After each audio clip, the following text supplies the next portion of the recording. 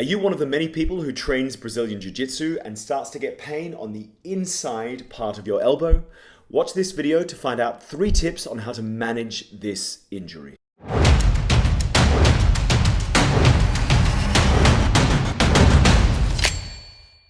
I've had quite a few requests for some guidance on medial epicondylitis, otherwise known as golfer's elbow, or pain on the inside, the medial part of the elbow. Now, this is a really common overuse type injury in Jiu-Jitsu. It's basically an overloading of the common flexor tendon, which sits in that part of the body. And it normally presents as pain on that part of the body, particularly if you sort of prod it or poke into it. It can be quite sensitive. And it will also be exacerbated with any sort of pulling and gripping movement. So if you're at the gym doing pull-ups or lat pull-downs or bicep curls or maybe some grip work, or if you're in the dojo, in the jiu-jitsu space, grabbing someone's gi and pulling them towards you. All these things can flare up the injury. Now, I'm here with Merlin, who's been dealing with a bit of medial epicondylitis.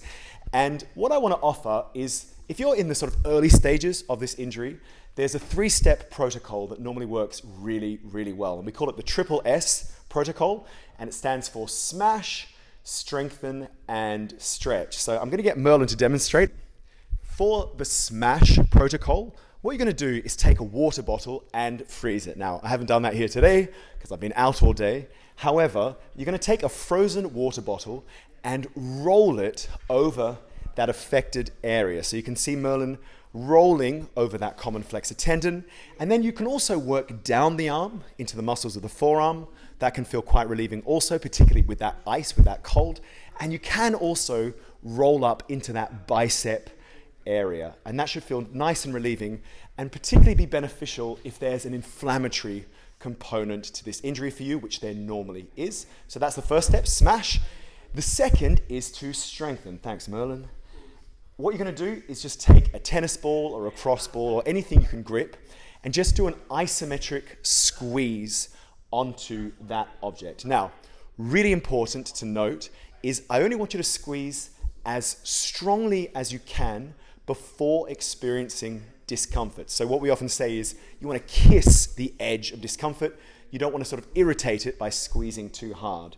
So you might want to do a protocol like 5 to 10 seconds of a held squeeze, then release, and then repeat that 3 to 5 times. So that's the isometric strengthening aspect. Isometrics are also really valuable for pain relief.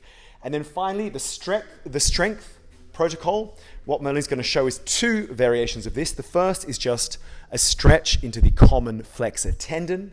You can do it like this.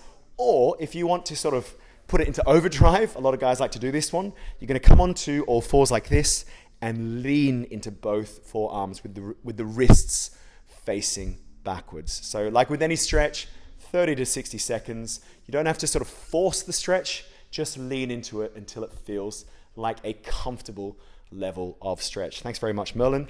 Now, for some people, this injury can become quite advanced, and we found with Merlin in the clinic that the medial epicondylitis was actually secondary to a bit of shoulder dysfunction. So I'm going to make a separate video that gives a bit of a deeper dive into this injury and how to manage it if it's a bit more chronic or a bit more severe. However, if you're in the early stages of the injury, try that SSS protocol and you should feel some relief within about 2 to 3 weeks. I hope you found that information useful. If you have any questions or perhaps suggestions for future videos, please leave them in the comments below. I'm here to help you train harder for longer and, importantly, as pain-free as possible.